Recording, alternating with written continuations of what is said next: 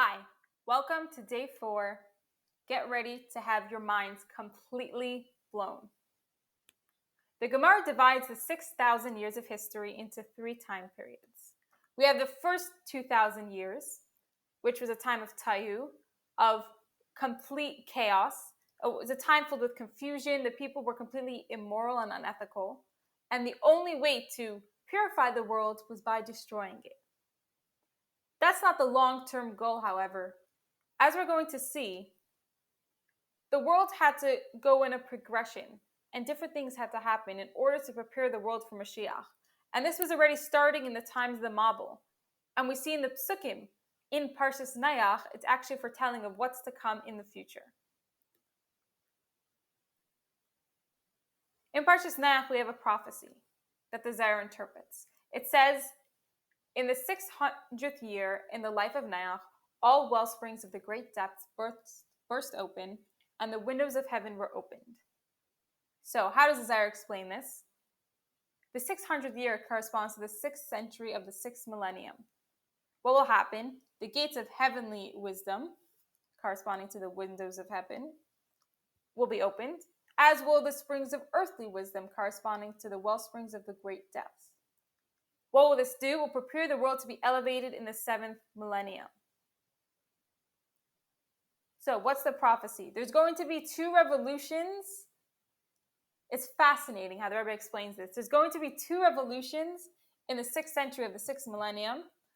Secular date corresponds to 1740 to 1840. What will they do? They'll prepare the world for the 7th millennium. They'll prepare the world for the time of Mashiach.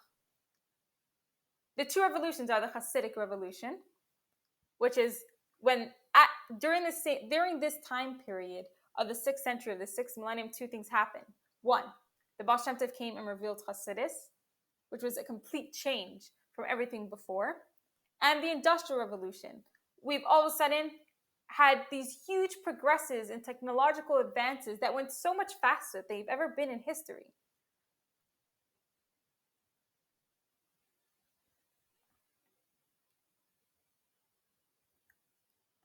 Even over just the past 30 years, as we've sped up, we figured out computers, self-driving cars, gene editing, eradication of smallpox, Wi-Fi, GPS. We figured out so many incredible things. The world is a completely different place than it was 1,000 years ago.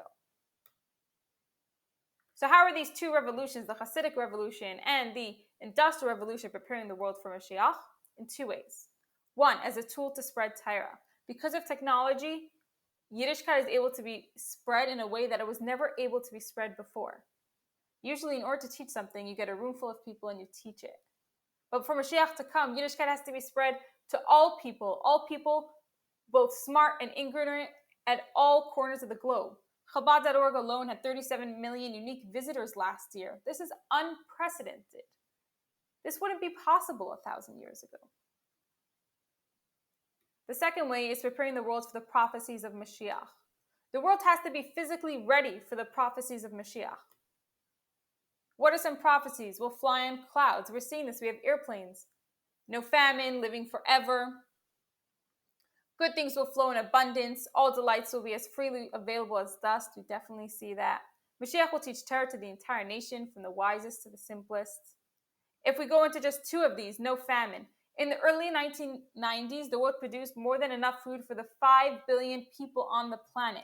The only reason that there's still hunger and starvation nowadays is because of lack of good food distribution.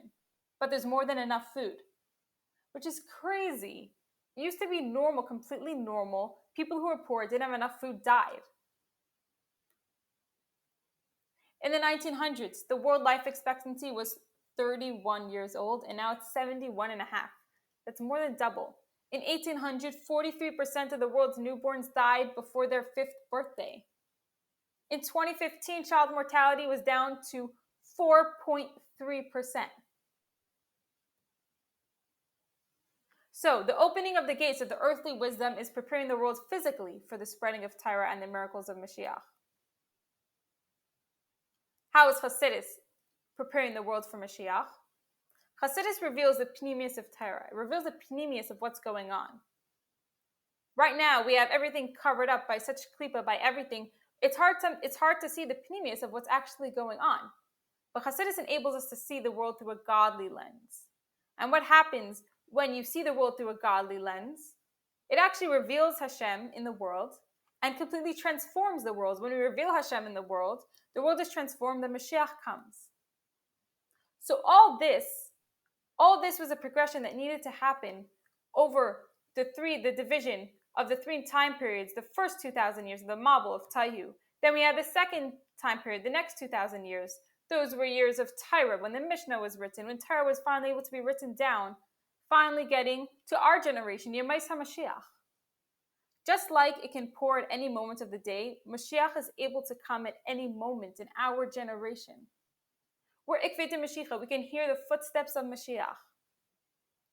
We're at Erev Shabbos, when you divide up each 1,000 years as a day of creation. We're mamish, almost at Shabbos. We're right here. We're at the brink of Mashiach. So a person who lived thousands of years ago, if brought back to life today, would be certain that Mashiach already arrived. So now it's time for us to wake up to this reality and prepare ourselves for this special moment.